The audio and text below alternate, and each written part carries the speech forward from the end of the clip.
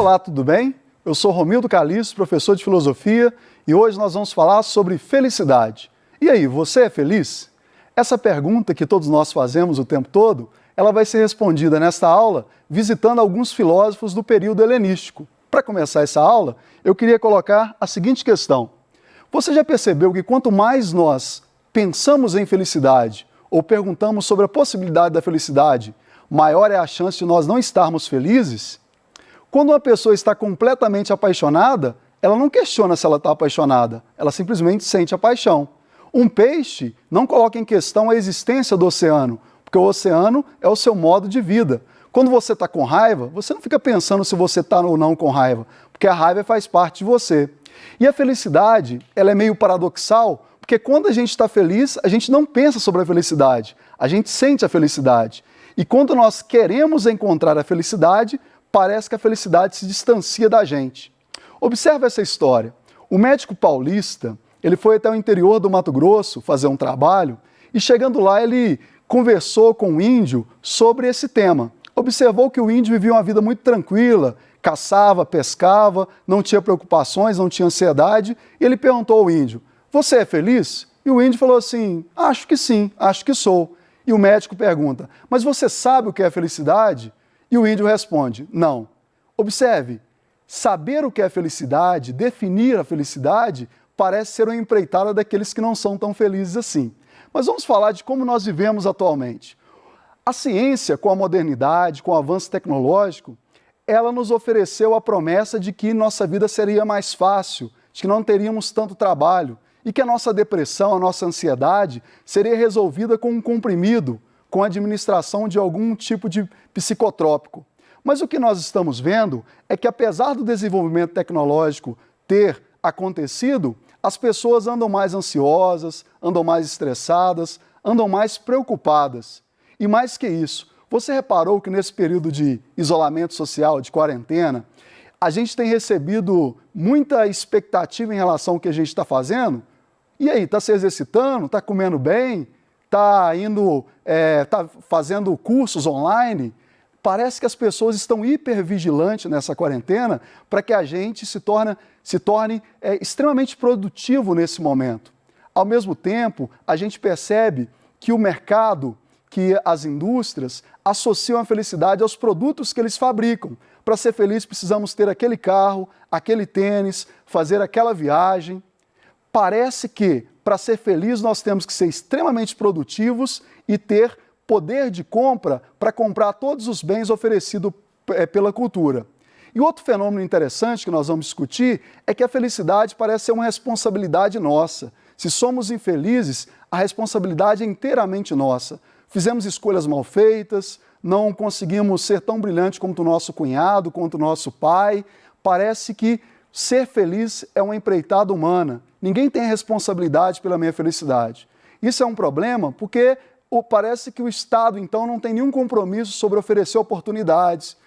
Parece também que nós não temos nenhuma responsabilidade, ou o Estado não tem nenhuma responsabilidade sobre aquilo que ele oferece em termos de oportunidades para nós. Educação, segurança, emprego. E aí nós estamos sozinhos. E se não somos felizes, nós não somos felizes por causa das coisas que acontecem, a perda de um emprego, a perda de um parente, e somos infelizes pelo fato de estarmos infelizes também. Mas para te ajudar e para nos ajudar, eu vou oferecer para você alguns remédios que a tradição filosófica ofereceu. O primeiro remédio vai ser dado pela filosofia helenística, pelo estoicismo. Mas antes de falar desse remédio propriamente dito, eu vou falar do período helenístico. Observe que nós vivemos num momento em que a gente perdeu um pouco de esperança em relação às políticas públicas que garantam a nossa felicidade. A gente está um pouco saturado de tantas promessas e em que nada acontece. Então, o período helenístico foi um período em que as pessoas elas perderam a confiança no Estado, porque na Grécia, especificamente nas cidades-estados gregas, nas polis gregas, as pessoas perderam a autonomia, já que Alexandre o Grande, através do seu império, o Império Macedônico, ele dominou essa região e tirou das cidades-estado, das polis gregas, a autonomia para construir a sua vida. Antes de Alexandre, as pessoas discutiam quais leis eram mais justas, discutiam quais políticas que poderiam ser feitas, em Atenas especificamente eu estou falando.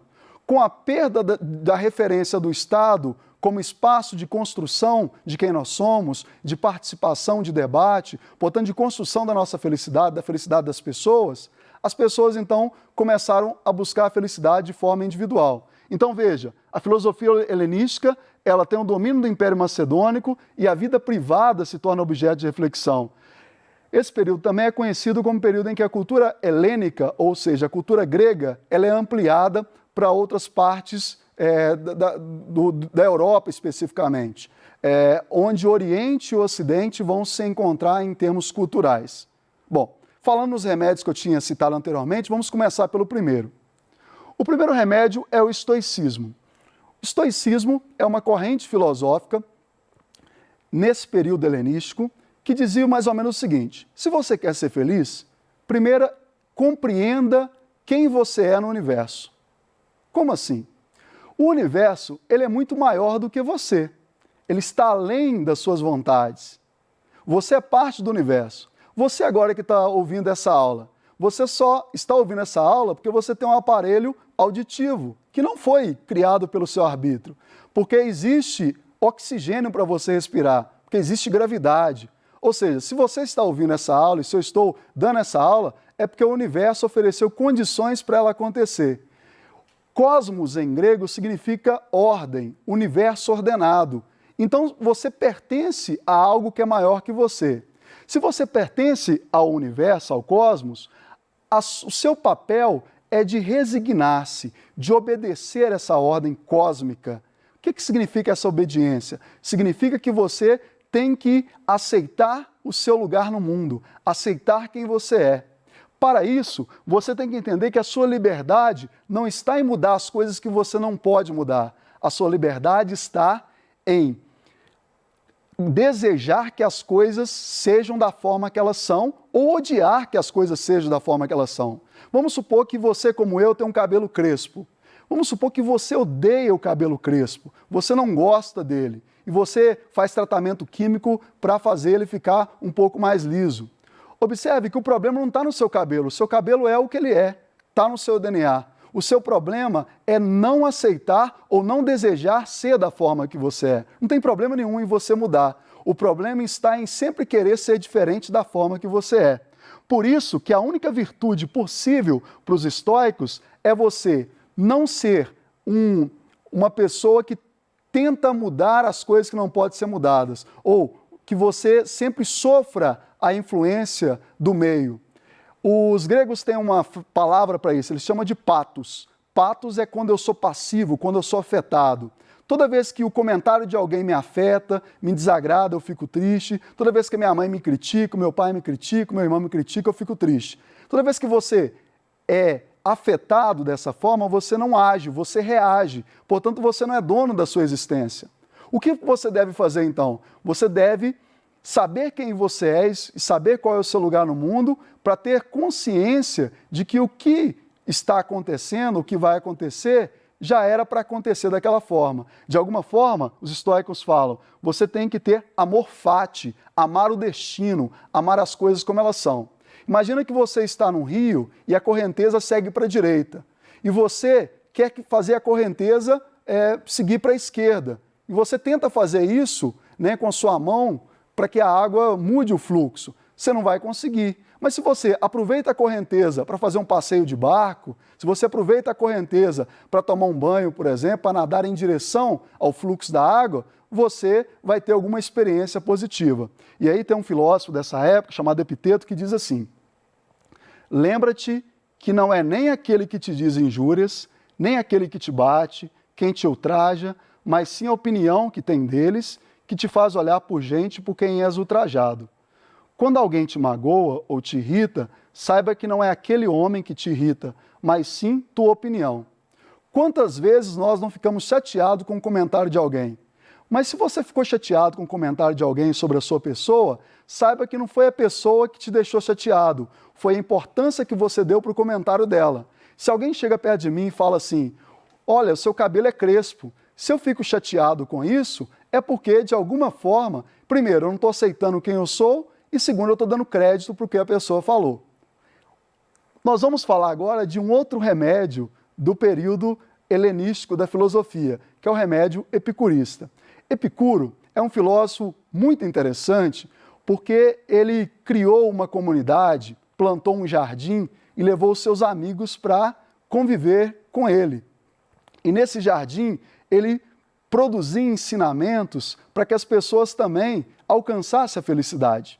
E nós vamos falar de algum desses ensinamentos. Inclusive, se você tiver tempo, leia uma carta que ele escreveu, chamada Carta sobre a Felicidade. Você lê com mais ou menos 15 minutos, em que ele oferece uma autoajuda, mas uma autoajuda extremamente filosófica, para você não se preocupar tanto com a felicidade e simplesmente ser feliz.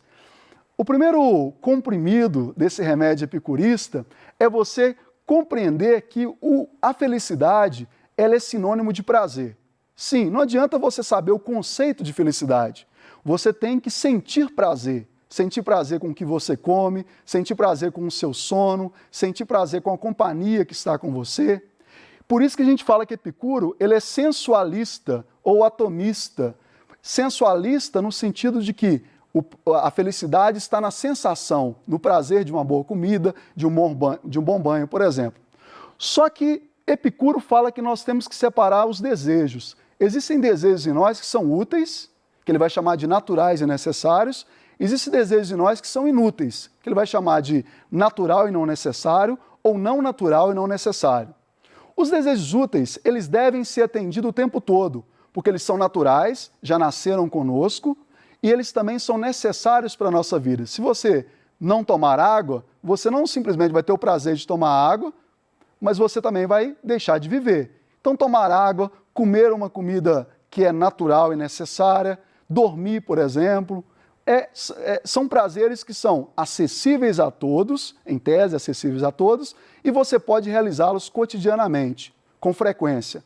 Já os desejos inúteis, desejos naturais e não necessários, como comer aquela comida específica, como ter sede daquele suco da marca específica, ou os não naturais e não necessários, como ter mais pares de sapatos do que eu preciso, viajar para lugares muito sofisticados, esses desejos foram criados em nós, eles não são naturais, foram criados pela propaganda, pela publicidade, e esses desejos, eles, quando atendidos, não satisfazem. Eles não fazem com que a gente se torne uma pessoa melhor, porque a gente está atendendo a demanda do outro e não a demanda da nossa própria vida. Olha que interessante, conhecer quais desejos existem em nós e atender aqueles que são mais naturais e necessários, porque eles podem ser satisfeitos cotidianamente. Outro remédio, outra pílula desse remédio, é você não se preocupar com a morte, porque quando você está vivo, a morte não está presente. Quando você está morto, você não é capaz de sentir nada. Então você não vai sentir dor nem tristeza. Olha, o Epicuro está falando num contexto de guerra, onde a expectativa de vida era muito baixa. Então, mas é interessante a filosofia dele, que ele está dizendo que a morte não faz mal nem para os vivos nem para os mortos. O vivo porque está vivo e o morto porque não é capaz de sentir mais nada. Outra coisa bem interessante é você não esperar que a felicidade ela venha de mão beijada pelos deuses, ou que a infelicidade seja produzida pelos deuses. Epicuro, então, ele diz o seguinte: a sua felicidade é consequência das suas escolhas. Então, faça as escolhas que não sejam extravagantes, que não sejam supérfluas, façam escolhas de ter boas amizades, comer coisas saudáveis e simples, para que você chegue lá, chegue nessa tão esperada felicidade. Desse modo, você vai ter autarquia, você vai ser governador de si mesmo, não vai ser o outro que vai te dominar, criando em você necessidades e desejos que não existem. E você também vai atingir o que ele chama de ataraxia, um palavrão grego que significa imperturbabilidade da alma ou tranquilidade. Muito bem, vamos para o nosso outro remédio aqui, que é o estoicismo, o cinismo. Mas antes do cinismo, vamos ver o que Epicuro fala sobre a morte. A morte para nós não é nada, visto que todo bem e todo mal residem nas sensações, e a morte é justamente a privação das sensações. Quando estamos vivos, é a morte que não está presente. Ao contrário, quando a morte está presente, nós é que não estamos. Veja, eu acabei de dizer para vocês sobre como Epicuro diz que temer a morte é um vacilo nosso, já que a vida e a morte não podem coabitar. não podem coexistir. Eu destaco na filosofia epicurista uma outra coisa muito importante. Veja que nós vivemos em um momento em que, de fato, nós queremos ser felizes com prazer. A gente não quer felicidade na vida eterna, a gente não quer a felicidade prometida pelas religiões, a gente quer a felicidade aqui e agora. Por isso que a gente consome muito, a gente se diverte muito, mas Epicuro diz que a felicidade não está no exagero. E uma coisa bem interessante é que se você tiver que sofrer uma dor presente, que proporcione um prazer futuro, que você se submeta a isso. Mas não faça o contrário, ter um prazer presente que te proporciona uma dor futura. Isso não é prudente, isso não é bom. Muito bem, vamos para outro remédio, o remédio cínico.